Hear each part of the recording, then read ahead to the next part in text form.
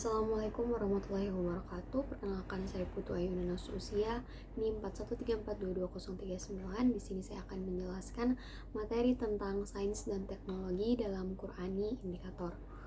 Baik, jadi pada materi kali ini terdapat dua konsep. Konsep pertama yaitu paradigma Qur'ani dalam menyelesaikan masalah kehidupan, dan yang kedua yaitu peran Al-Qur'an dalam menghadapi perkembangan sains dan teknologi modern.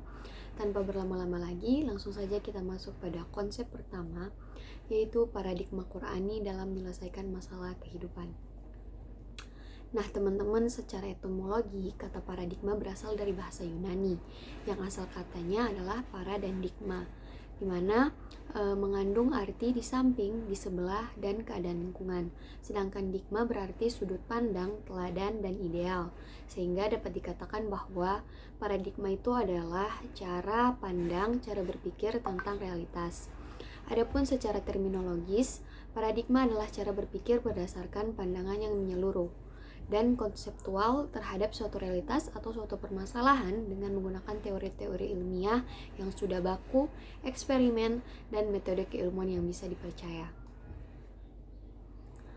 Nah, pengertian paradigma Qur'ani itu adalah cara pandang kita, cara berpikir tentang suatu realitas atau suatu permasalahan berdasarkan Al-Qur'an. Menurut Kunto Wijoyo, Al-Quran berisi pengetahuan dan keilmuan yang layak apabila dijadikan sebuah paradigma. Ia melihat paradigma Qur'ani sebagai cara pandang, yaitu isi Al-Quran yang memandang semua realita hidup. Adapun aspek-aspek dalam Al-Quran dapat menjadi paradigma teoritis berdasarkan filosofisnya.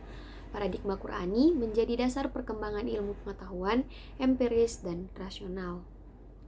Paradigma ini menempatkan Islam sebagai kerangka berpikir dalam segala aspek kehidupan, termasuk dalam menyelesaikan masalah kehidupan.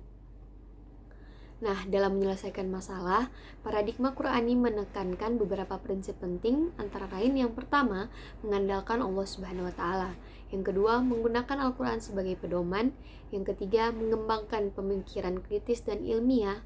Yang keempat, mempertimbangkan keragaman manusia. Dan yang terakhir, mengutamakan keadilan dan keseimbangan. Maka dapat disimpulkan, paradigma Qur'ani itu memberikan pandangan holistik dan integratif dalam menyelesaikan masalah kehidupan. Paradigma ini menekankan pentingnya mengutamakan nilai-nilai moral, keadilan, dan keseimbangan dalam setiap tindakan dan keputusan yang diambil. Oleh karena itu, paradigma Qur'ani dapat menjadi sumber inspirasi dan panduan dalam menyelesaikan berbagai masalah kehidupan yang kompleks dan menantang. Baik, selanjutnya kita masuk pada konsep kedua, yaitu peran Al-Quran dalam menghadapi perkembangan sains dan teknologi modern. Kata sains dan teknologis ibarat dua sisi mata uang yang sulit dipisahkan satu sama lain. Sains, menurut Baikuni, adalah himpunan pengetahuan manusia tentang alam yang diperoleh sebagai konsensus para pakar melalui penyimpulan secara rasional mengenai hasil-hasil analisis yang kritis terhadap data pengukuran yang diperoleh dari observasi pada gejala-gejala alam. Sedangkan teknologi adalah himpunan pengetahuan manusia tentang proses-proses pemanfaatan alam yang diperoleh dari penerapan sains dalam kerangka kegiatan yang berkerangka yang produktif ekonomis.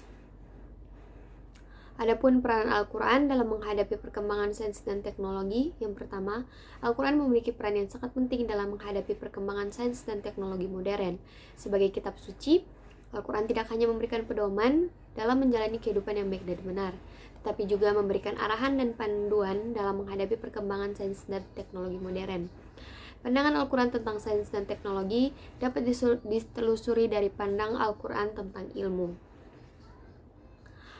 Adapun cara Al-Quran menghadapi perkembangan sains dan teknologi, yang pertama Al-Quran mengajarkan kita senantiasa untuk menjaga etika dan moral. Yang kedua, kita sebagai manusia menghadapi perkembangan sains dan teknologi modern ini supaya kita belajar dan menjadi tahu bagaimana sains dan teknologi pada zaman modern ini.